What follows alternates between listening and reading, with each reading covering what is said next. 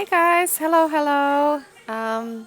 Unusually, I'm joining you from completely different environment today. We are on a holidays with my family in our beautiful Slovak High Tatras. So, welcome everyone. I'm so happy I can be with you again this Saturday.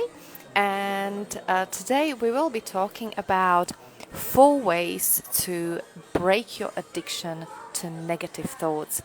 It's a very valid subject because, and I will tell you a little bit more about it why.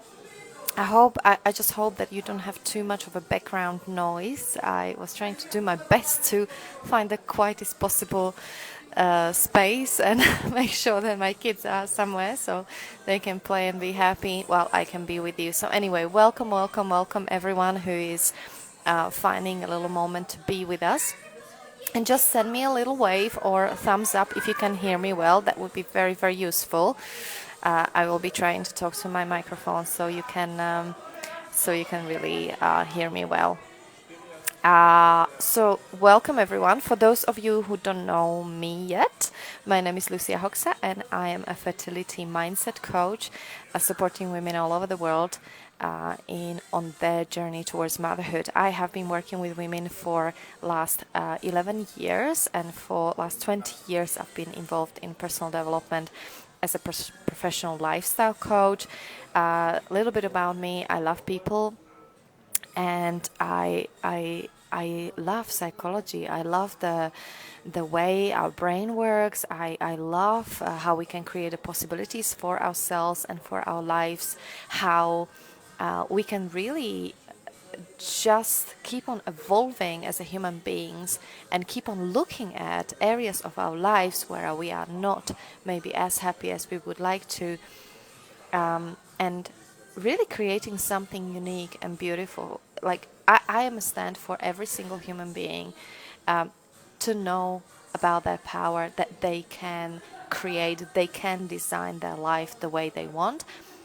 And I'm a real stand for all of us to be in harmony and peace and to live our lives in as much fulfillment as possible, because we have one life, and every single day, even day like this, it's raining, snowing out there, even though I have a beautiful view.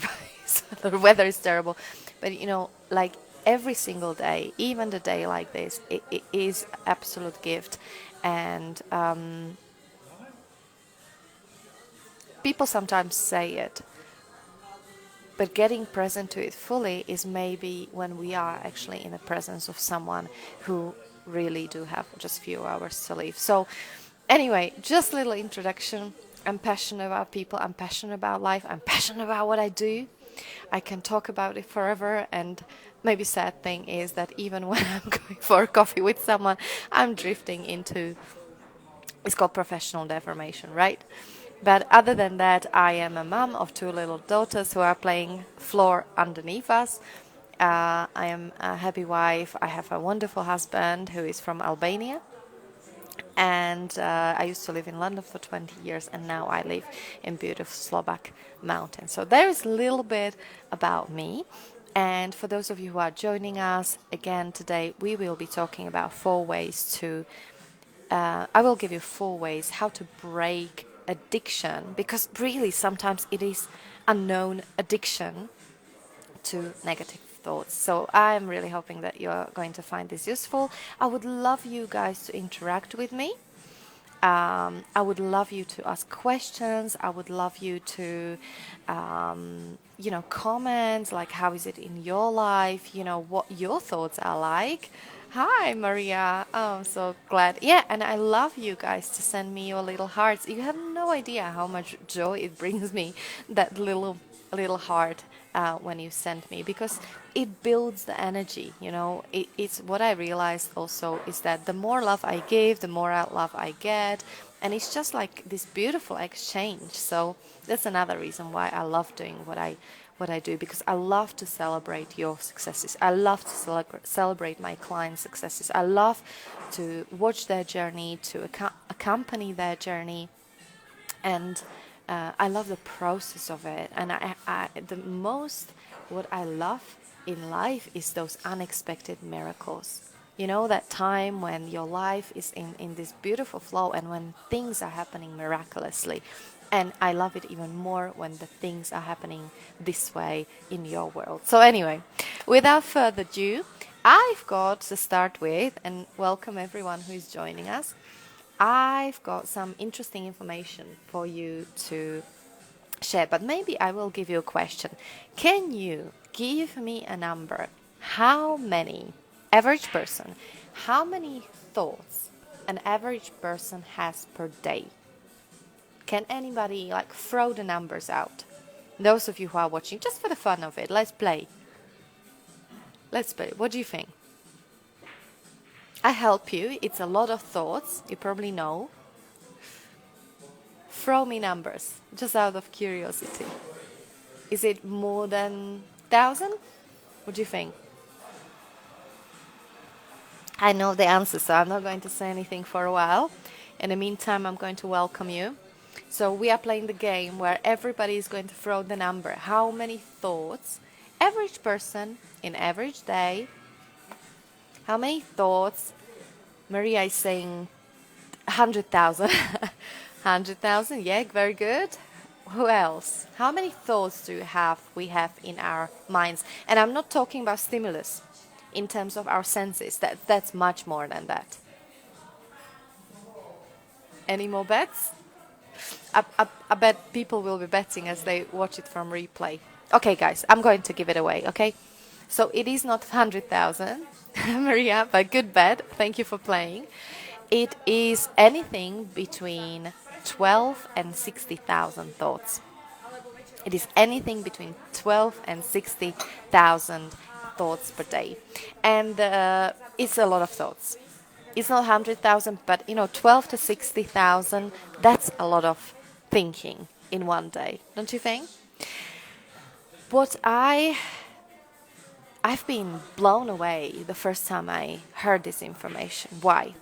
Because I was thinking, oh my God, wonder why we are tired when we go to sleep in the evening. All those thoughts, right? And do you know what is even more interesting, guys? The interesting thing is that 80% of these thoughts are negative. Did you know that? It's like my friend who is a wonderful leader. She's also supporting people all over the world, a wonderful coach, and she lives in Turkey. And she said to me, yeah, I wish to wake up in the morning, one morning, and say, I'm the gift to humanity, like and she always says, like, my thoughts in my own head is more like dark streets of Istanbul. I never forget when she said it. And then I got the present, like, yeah, we all do think naturally that way. Actually, our very natural thoughts are not like, natural thoughts most of the time, I'm not saying always, but most of the times are not like, oh, this is a wonderful day, let's start the adventure and go to work. I don't have it. Do you have it? Well, I lie. I have it sometimes. I have it much more than I used to. But ask me 20 years ago, dark streets of Istanbul it was. Maria is asking, how did they even calculate that? I don't know. This is a science. Obviously, the clever people found a way to calculate it. They put the little electronic things on your brain, and they done quite a handful of people. I don't know the background about it, but it's fascinating, isn't it, Maria? So, yes, we are talking about 12 to 60,000 thoughts every day we have. 80% of them are negative. And listen to this, 95%. Guys, listen to this again. 95% of the thoughts we have, they are the same thoughts we had the day before. And day before that. 95 of the thoughts. So basically, all these thoughts we are thinking, none of that is new. Most of it is negative. What does it tell us? It gives us some kind of information. Well, when I was thinking about this, what came to me is that, okay, well, let's consider that our thoughts are creating our emotions. Our emotions are creating, obviously, is how we feel, are creating the way we go about our lives, are creating the conversations we have with people, and ultimately results we have in life and experience of life itself. So it is very fascinating, and this is generalization, right? Plus minus. But this is average human being, how we think, how we process thoughts, and how we process emotions. So it's very interesting knowledge, and I just thought I will throw it to you at the beginning. It's very interesting, and when the scientists been, and I love neuroscience, anybody up to neuroscience, I absolutely love neuroscience. And very interestingly, the reason for this, if anybody is wondering, like why we are so doomed and gloomed, why the negative thoughts, why our brain is designed this way, because someone says, oh, I'm just, negative person. And by the way, a lot of times people are actually very positive on the outside, but whatever is happening behind the closed doors in their own head is a different story. Do you recognize yourself in that? Like on the outside, you might actually say something positive, but once you come back home, it's like, you don't have to pretend anything. It's like, it's doom and gloom. That's why a lot of us like to be in community of people, like to be interacting with people. We don't like being alone, actually. Because what happens when you're alone, you start hearing those thoughts a lot. And it can be very scary. So when I went to India, and they said there will be part of the ashram retreat will be like 10-day silence, everybody was going, oh yeah, there's no chance that you can do that, Lucia. You talk all the time, and you talk a lot. At the time, I was talking actually much more. And I had a respect, because I heard people who done it. It was actually really scary. They said it's really, really hard not to talk for 10 days. So I had a respect. But you know what, guys? I'm not saying it was easy, but surprisingly, I loved it. And I dare to say that this is an ultimate test, like being with our own company for such a long period of time with our own thoughts is not only a challenge, but from my point of view, the way I understand it, is also a very good test of where we are in life. Where we are in life. Yeah? So, where there is no distractions, where there is no TV, no radio, no friends, no mobile, no phone calls, no work, no housework to distract us. How do we deal with our own thoughts, right? It's very, very good check where you are in life, because what thoughts are going to come to you are either, I had a call with my client earlier, and I just reminded her that living in a now is such a precious gift. Why? Because living in the past, that's when we are having all those concerns, regrets, what we did, what we didn't do, and I should have, and I could have, and now it's too late, that kind of stuff. Thinking about the future is more of a planning, but also it's like worries, like what if, about this world, like what if it's going to, I don't even want to say it loud, yeah? But a lot of us had a lot of what ifs, yeah? And also, what if I'm going to lose the job? What if, I don't know, la la la. I don't like to say it out loud, because we are creating the world in our speaking, in our thinking. So anyway, we will probably all agreed that it is not entirely possible to live in a present moment entirely. Yeah, like there is maybe some people who are meditating in a caves in Himalayas, maybe they can. Yeah, but in daily life, I dare to say that Of course, it's necessary to do some planning, you know. You need to plan what you're going to eat, cook, where you're going to go for holidays. It's very normal to have a part of your time, obviously, living in a future to plan, to prepare, to, you know, do the shopping list and so on. And it's very normal. And it's also very normal to spend some time to live in a past. Or not live in the past, sorry, think about the past. And sometimes this can be very nice, like memories, like nostalgia, like, you know, other day I had a thought about my childhood, something that I almost forgot about, something, what was it? I know it made me feel a certain way because I almost forgot about that memory and it came back and it made me feel like, oh, I remember those times. It was something silly, but it gave me certain feeling and it was good feeling. So it's okay to think about the past, but really what is so precious and in terms of our thoughts, and I tell you in a minute how it's connected with the negative thoughts or thoughts in general, living in a present moment is a fantastic gift. The reason for that is that when we live in a present moment, like here and now, and remember when I say now, that now what I said just a moment ago is gone. That's history already. That's the past.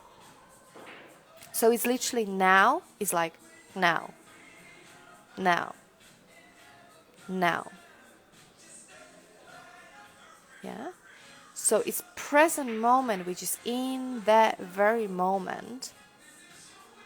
And what is wonderful in living in a now is not only that experience of life is really full. Like we suddenly notice that it smells a certain way where it rains in the mountains. Living in a now, you notice that spring came. You notice something about your friend you never noticed before. You noticed that some part of your body is maybe in misalignment and you need to stretch, or that you are hungry. You start feeling yourself, tuning with yourself, being more loving and connected with yourself, and the impact of it is that you are making much more powerful choices in life. You are saying yes to things that you really feel like saying yes to, and you are choosing to feel and say no to things that you are not being aligned with. So it's being in a present moment, living in the now, is very much to do also with connecting with yourself. So how is it related to negative thoughts is that a lot of times negative thoughts are kind of low vibration frequency on which we operate. So it can be anxiety, it can be stress, it's very much up here. It's coming from our ego, it's our mind playing the tricks. The primitive part of our brain is primal function is to survive. Okay, we are designed this amygdala, it's called the primitive part of, and I'm glad nurses are joining us so they can. Hello, Lisa. Great to hear you, sweetie. Great to have you here.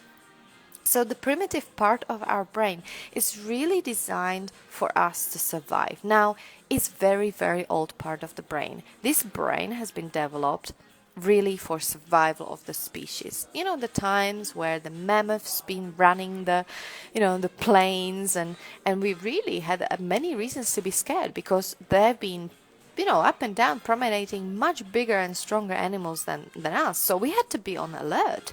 We went to pick the berries. It wasn't like it's these days. It was a lot of stuff like waiting for you being potential prey. So this part of a brain was very, very important and literally absolutely crucial for our survival. Now, this part of the brain is still there. However, what is happening when we use this unconscious part of our brain is that we use it at the times when we really, really don't need it. And I mean really don't need it, because thank God, there are very few moments in our lives when we are in direct threat in terms of like danger, like life-threatening danger. Okay, so but our brain is very interesting. Very interesting. This amygdala part of brain is very interesting part of the brain, because anytime where we get into the situation where we even remotely find ourselves being threatened in any way, and I mean, when someone tells you criticism, or even when we are feeling tired, yeah, it's like, oh my God, I'm so tired. Our brain evaluates that as a danger. Why? Because you can't be on alert. When you're tired, your reactions are not as fast. So your primitive part of brain evaluates that as a danger. And so, any kind of, try anything new, moving to a new job. There is a lot of people having anxiety about going into a new job. Why? Because this part of the brain understands this step as a potential danger. Why? People might not like me. People might judge me. What if I'm not good enough? What if I don't have enough education, or I won't be able to handle it? What if I will burn out? What if the same thing will happen what happened before? What if my boss doesn't like me? Like there is many thoughts, that they are going through our mind. It's like, what if? Yeah. So I hope this is clear in terms of our brain. So basically, what is very important to realize is that there is a physiological part of our brain that is wiring us to be worried, to be scared, to have a negative thoughts, because once upon a time they used to protect us from not doing something that would physically threaten our life, do some kind of action that would physically threaten our life. Of course, it's still useful in some situations, like we learn, like I'm here sitting on the 8th floor, so I learned that obviously I'm not going to jump, because I would it wouldn't be good, so there is still part of the brain which is sensible, and we use it, but most of the fears and the worries and the doubts that we have, those are the negative, so-called negative thoughts, negative beliefs that are not serving us, and it is because of this part of the brain. Now, earlier I was talking about, why is it so important to live in the now, and why it actually gives us a lot of freedom and peace. Why those people who meditate and who do the meditation practice on a regular basis, why are they happier and calmer and somehow like handling life much easier? Well, can talk about it forever as a yoga teacher, but what I want to say is, because here and now, all is well. Think about it. Here and now, all is really well. I let you sit with it.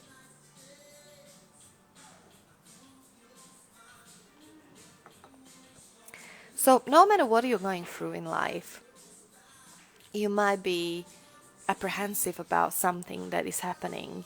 I work with a lot of women who don't have certainty that they will become mothers, who are not certain that they will have a babies, and they have a lot of negative thoughts, thinking, what if I don't get pregnant? What if I am too old? What if it's too late? What if IVF doesn't work? What if I don't have enough egg reserves? What if what if baby is not going to last? What if I'm going to have a miscarriage again? Like there's a lot of thoughts of this kind, and it's extremely challenging sometimes to deal with these thoughts, to process them, and to stay calm, and to keep up the faith and trust in general, and also if you're on a journey towards motherhood. So today I will be giving you, and I'm getting to it. As you can tell, I can talk forever, but I would like to give you like 4 tips and a little bit of technique as well, how to handle negative thoughts and how to release the addiction, and not only release, how to use this technique in order to deal with it when it comes, catch it at the beginning, because that's very important to catch these thoughts at the beginning, but also a little bit about how to handle negative thinking, because please, please, please, you have not been born as a good or bad person, as a person who thinks negatively and a positive person. Yes, we have some genetics that is behind this.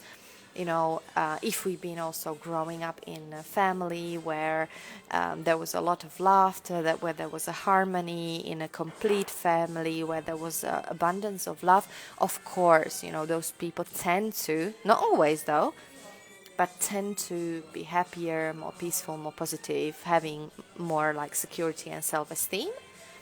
But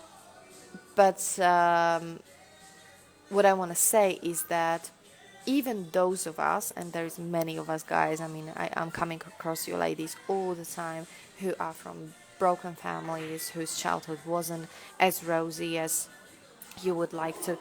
I want to say that it is not something that has to determine your life. It's actually something that can serve you in your adult life. Why? Because if you turn it around, if you transform that,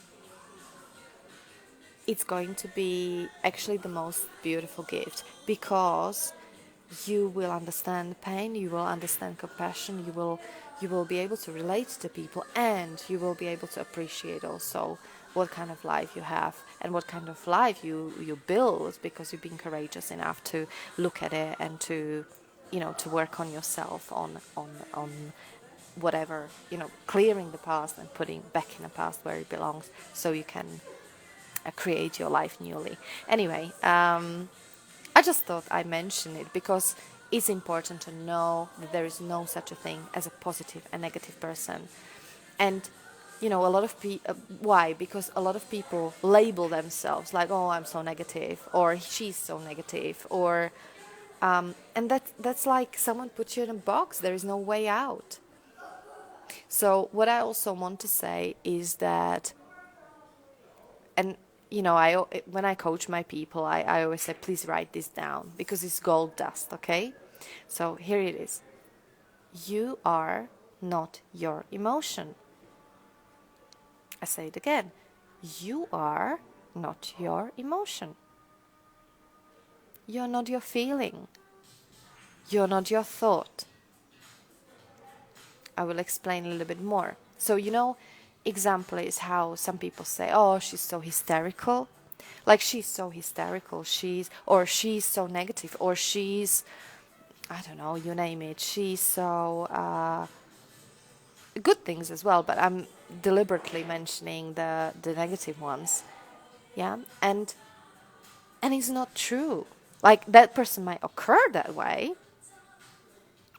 That person might occur that way, but is it true? It's not like she was born as a baby and she was born as a hysterical baby. Yeah? So please, whenever let's try to be present enough and conscious enough to refrain ourselves from labeling other people, but also labeling ourselves. If it's something my client asked me also, like, yeah, but what if I'm feeling happy? Can I say I am happy? Like you said, I'm not my emotion. I said, of course you can say I am happy. Like, if it serves you, if it's giving you something in your life, shout it out loud from outside of the window, of course. Remember, nothing is true. We are just playing here. What I'm stand for, guys, is for you to release whatever is not serving you, so you can feel so much more free. And creating the space when you release all those things that don't serve you is a wonderful thing. You create the space where you can create absolutely anything. And I mean anything. Anything what you really want. Another thing is discovering what you really want. But anyway, we would be going too far with that. So yes, please refrain from labeling yourself. Do not ever say, I am such and such. I am, catch yourself, really. You can say, if you want to express it how you feel, I feel this way. or it occurs to me that things are this way. But don't say things are this way, because you are like, I hope you can hear it. I hope it's clear. Like you're like boxing yourself in this box where there's no space. But when you say I feel a certain way, then at least you know it's your feeling. It's not you. So you don't say I am this way. Yeah. Let me know if it makes sense, guys. And feel free to ask any questions or comment.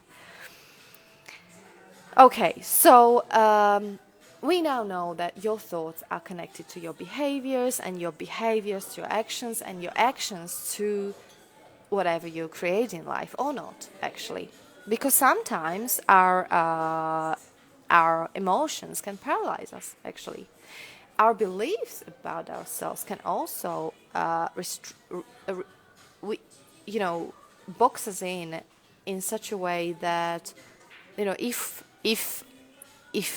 you believe about yourself that you're not enough, that you're not good enough, then it's very likely that you're not going to go for the dream job you really want. If you believe about yourself that you are not attractive enough, you probably won't go for the kind of guys you would normally go for. Like, not normally, actually, you wouldn't go for the guys that you would really like to go for. Actually, it probably wouldn't be even in your radar, because your perception of yourself is going to determine the results and the kind of things surround you in life, including people. Your life, and this is another gold dust that I want to share with you. Your life can never be better than perception of yourself. I'll say it again. Your life, what you have in your life, the way you live your life, the way you feel in your life, can never be better than how do you authentically understand and perceive yourself as a person. So if you really believe that you're worth $1 million and you deserve the best things in life, then the chances are those things will be coming to you. Those people will be coming to you that will see that quality in you.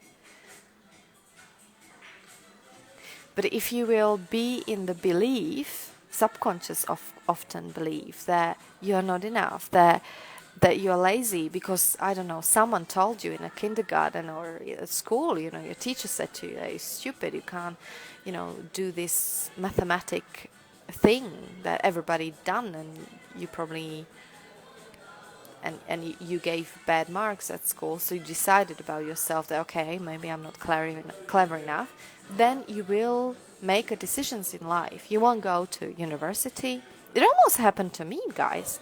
I wasn't good in math. Well, actually, I was very good in maths when I was a child. I was even like doing competitions and stuff. And then as soon as I came to high school, bam, I was like out of it, because I was changing schools. I moved to capital. So I decided that I'm not good at maths. I decided in one point, I loved drawing, same as my kids do now. But in some point, I had experience when my imagination, because I'm not a very visual person, I couldn't like draw the horse. I can, when I see the horse, I can draw it. Not perfectly, but I can draw it. But my imagination, like, I don't know how a horse looks like, because I'm not visual. But I decided that I'm not good artist. I'm not good painter. And it really, and you might think that it's nothing, it's like, but those little perceptions of yourself are actually robbing us from certain experiences in life. And it wasn't until I went to university and studied history of art when I got fascinated about art. And then later on, when I realized that I am an artist, but I'm artist in my own way, in my own form, and the way I create art is through through causing miracles. in other people's and including my life. That's pretty artistic. I mean, I never been present to that. That actually is a form of art. So anyway, guys, what I'm trying to say with this is that your perception of yourself or your life is never going to be better than perception of who you truly believe that you are. It's so important to know. It's mind-blowing actually when you think about it. I'm just thinking, what else do I say to you? So it's very important. So all the things that I shared, I hope they're giving you some kind of foundations to first of all recognize how brain operates, to recognize that we do have negative thoughts, that you are not bad or worse than anyone else because you're negative. There is no such a thing as a negative positive person. Yeah. So I hope I gave you some foundations. And now we are going to talk about, we've got a few more minutes. Yeah. So now we are going to talk about, just very briefly, about 4 tools, actually 4 ways. I will tell you first 4 ways about how to break the addiction from negative thinking. And then I give you a tool how to deal with anxiety, to do with negative thinking. And also I give you another very, very useful tool about how to transform the negative thinking and actually make it so much more positive that you will almost think that, oh my God, I turned into a positive person, what happened? Okay, so I'm going to tell you these tricks. So first way to break the negative talk pattern is to stop negative talk, and especially self-talk. Okay, it all starts from us. You know, when you are judging yourself, it's a reflection of whatever we are, whatever, you know, we don't like about ourselves, because we are mirroring each other. I mean, it's just phenomenal how we are just being mirrors to each other. So first of all, stop the negative talk. Now, I know, I can hear you. It's like, oh, thank you. Tell me something new. It's like easier said than done. And yes, I agree with you. But there is a way and there is a technique, and I'm going to tell you. So when negative self-talk comes, yeah, and first of all, what is really, really, really important is to catch it.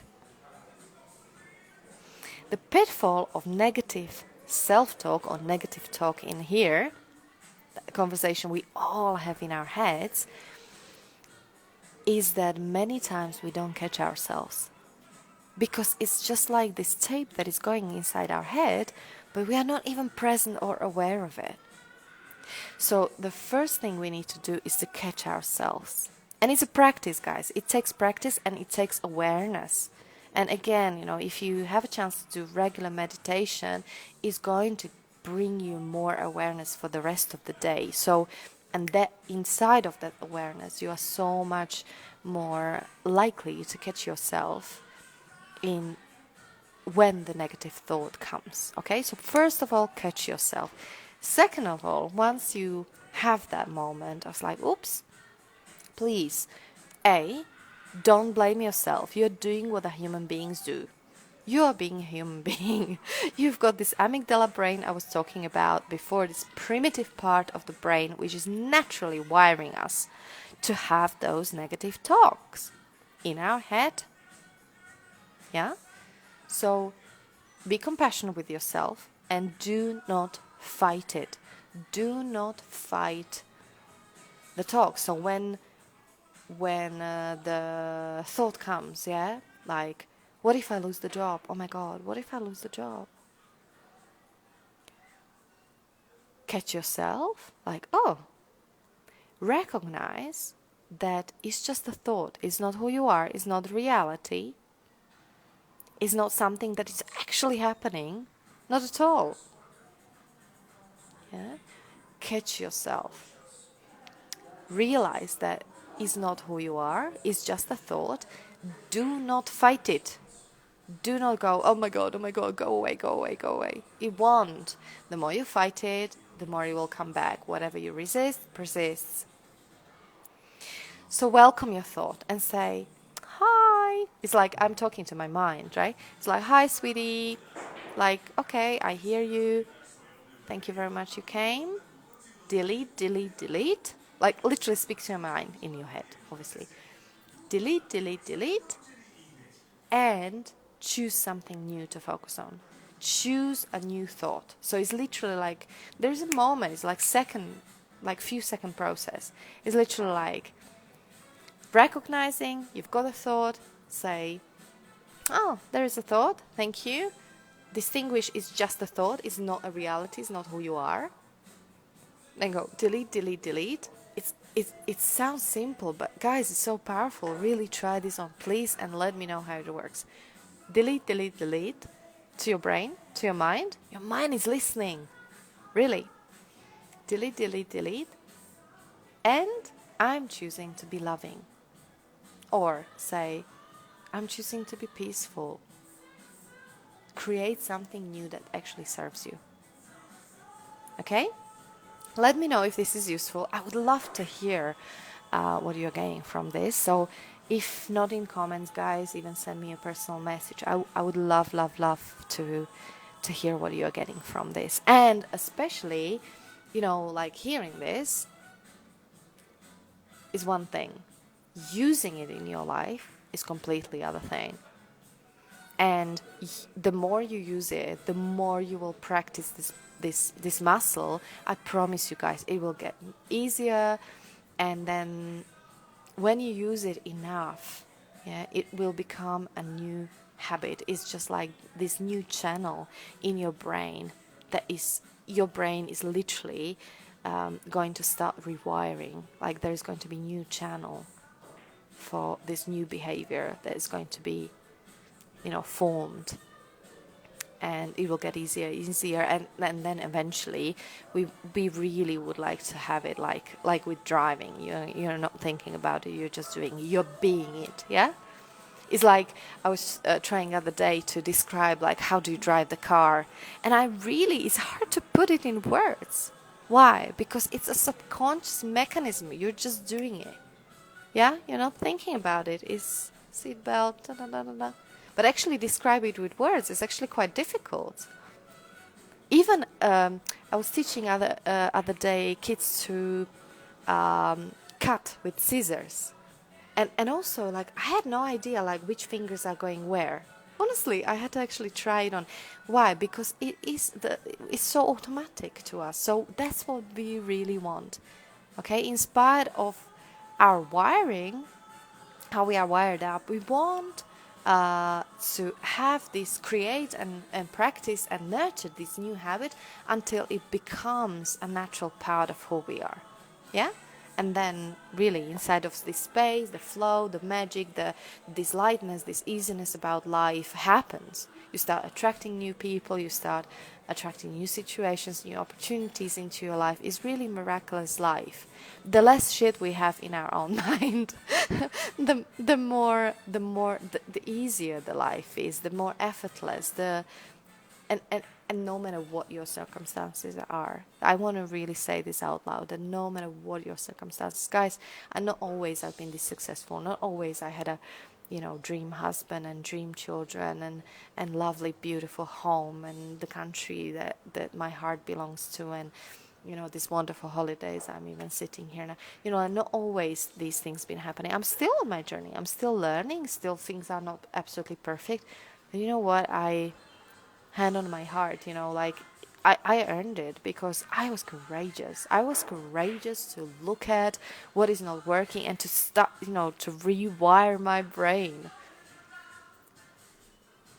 Not to be the victim of whatever happened to me. And trust me that some of you know me better, some of you a little bit less, but for those of you who know me better, I have a big story, and not just my motherhood story, even like stories behind that.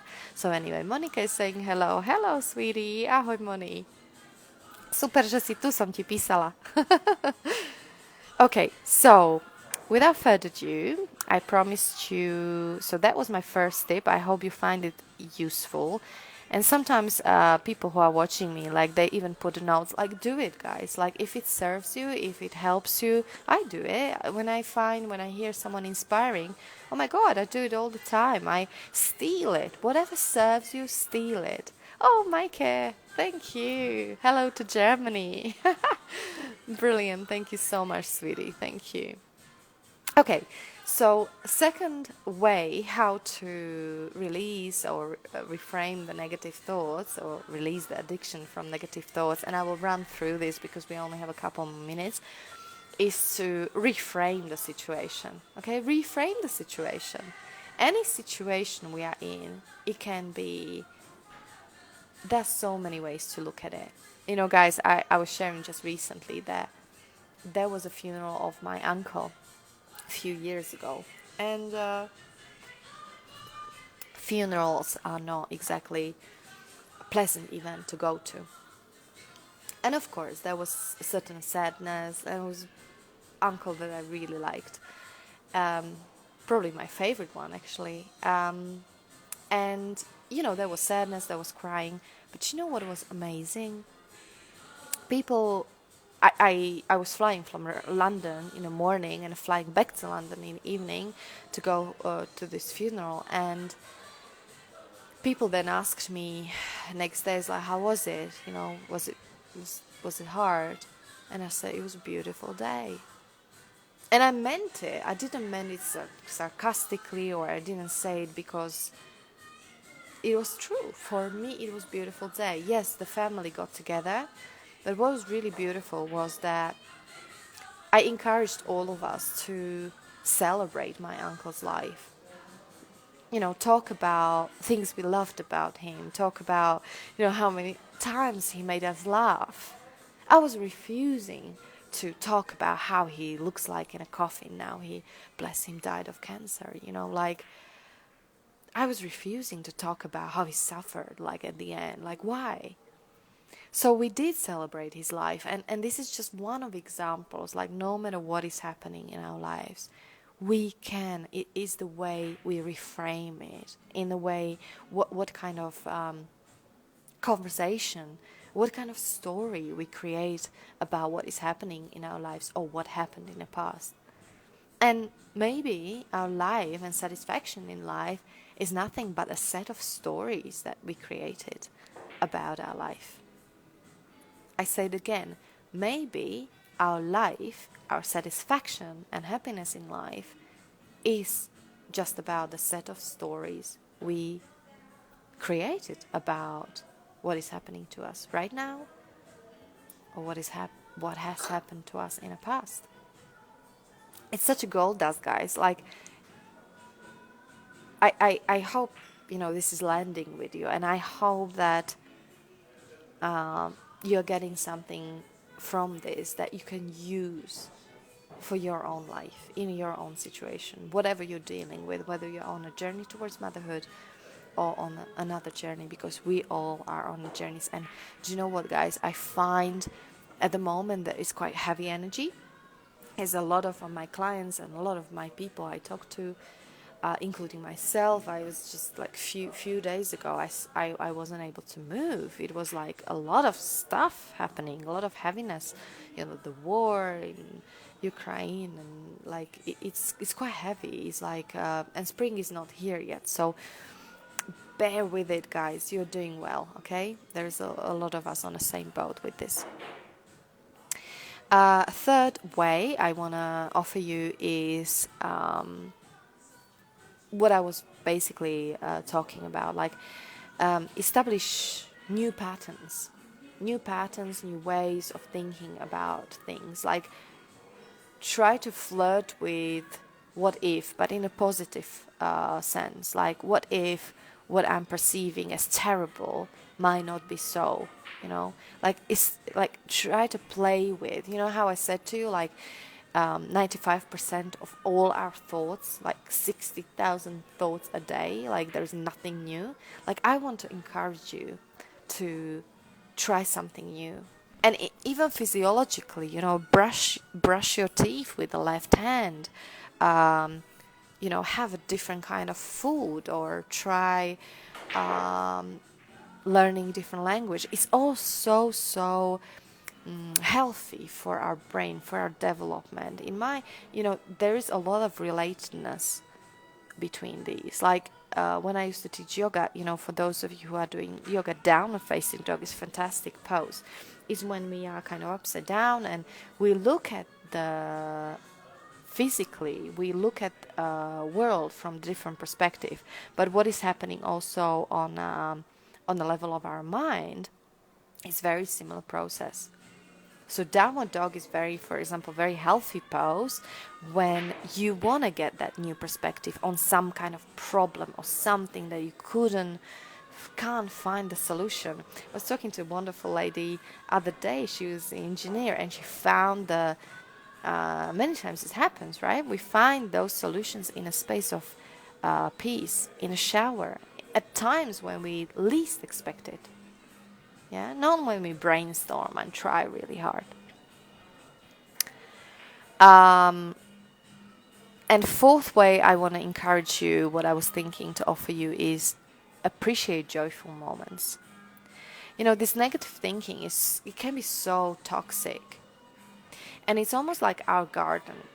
When you have a garden, you look after it.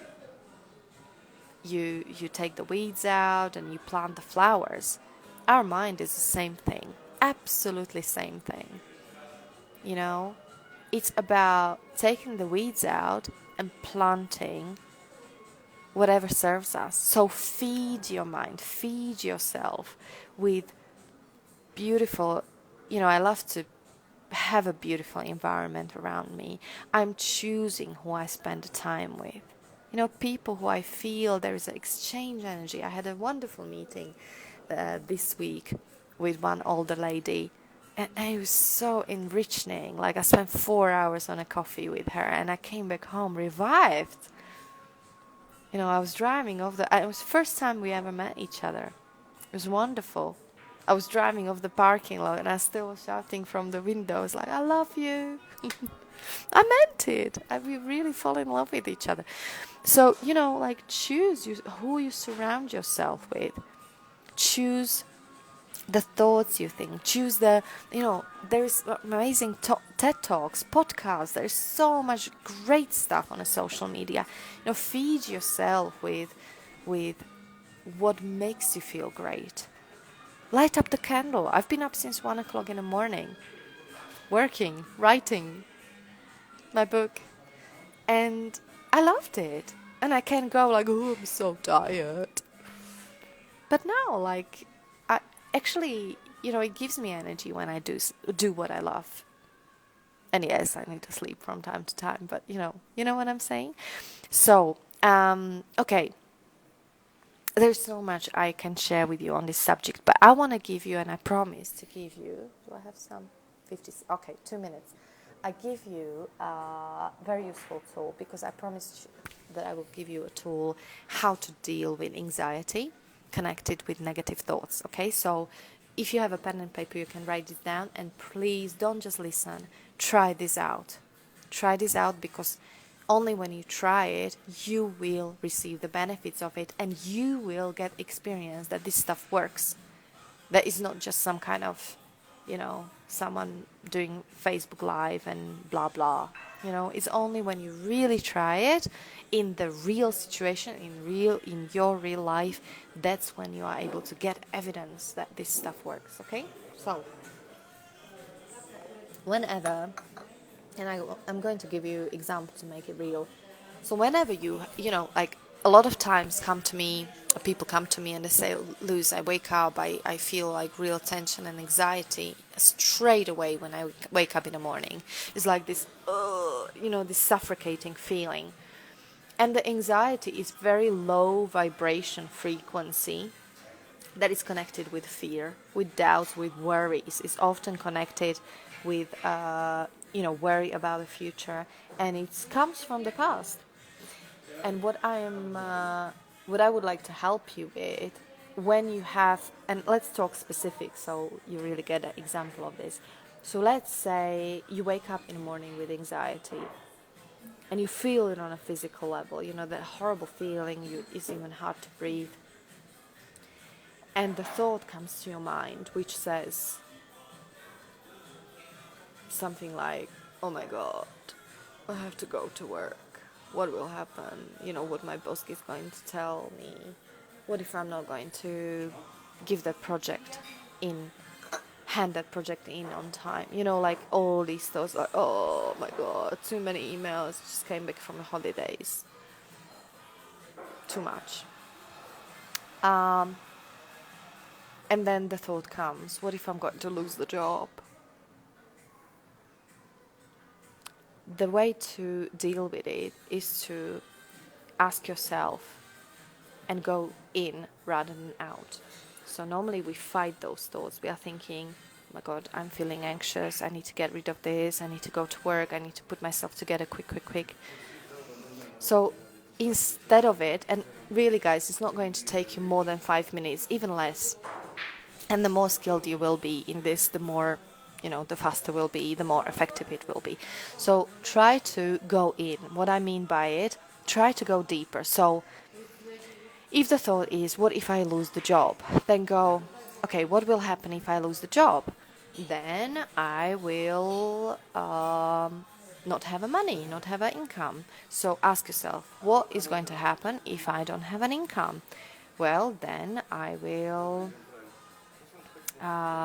lose the house. You know, I won't be able to pay the mortgage. What will happen when you lose the house because you can't pay the mortgage? Well, I will have to move out. What will happen when you move out? Well, I will probably have to move in with my parents. What will happen when I will move in with my parents? Well, I will feel very anxious and horrible, and it will be awkward, and I will hate it. And so go further and further. I hope you get this point. Go until you get to the place, and I promise you, you will get to the place where there will be nothing, you know, because even if the worst case scenario, which by the way won't happen, yeah, is very, very, very, very unlikely, right? But even if you imagine the worst case scenario, and your brain will get the message like, even if the worst case scenario happens, you still won't die. So go towards to the very end and realize that I'm still, even if the worst case scenario happens, I'm still going to be alive. I'm still going to be here, and it's not going to kill me. And this is the message our brain really needs. Why? Because our mind is absolutely petrified of one and only thing. And that thing is that we are going to die. So any kind of danger, occurring danger, seems like we are going to die. Is it true? No. So I hope this makes sense. So go towards the, don't worry to go into it. It might get a little bit worse, like at the beginning, but if you go all the way and you really realize that, wow, okay, even if the worst thing happens, I'm not going to die, it's going to give you a lot of freedom. It's going to give you this release, this unexpected newfound peace almost, okay? And it's really good way to deal with anxiety. And please do your meditation practice on regular basis. Anyway, this restaurant is filling up, so I'm going to let you go, guys, and I'm going to see my babies. Oh yeah, 2 minutes late. Anyway, I'm going to see my kids. I hope this was valuable. I hope you enjoyed the talk. Let me know how you're doing in your practice. Let me know if you had any joy, and let me know if you try to apply it in your life. I would love to hear how it worked and whether it worked in your life. And if you have any questions, if there is any way I can support you, I'm here, guys. You know I'm here. I'm always here. So feel free to reach out. I love you guys. Have a great weekend. I'm going to enjoy my holidays and have some food now. Bye for now.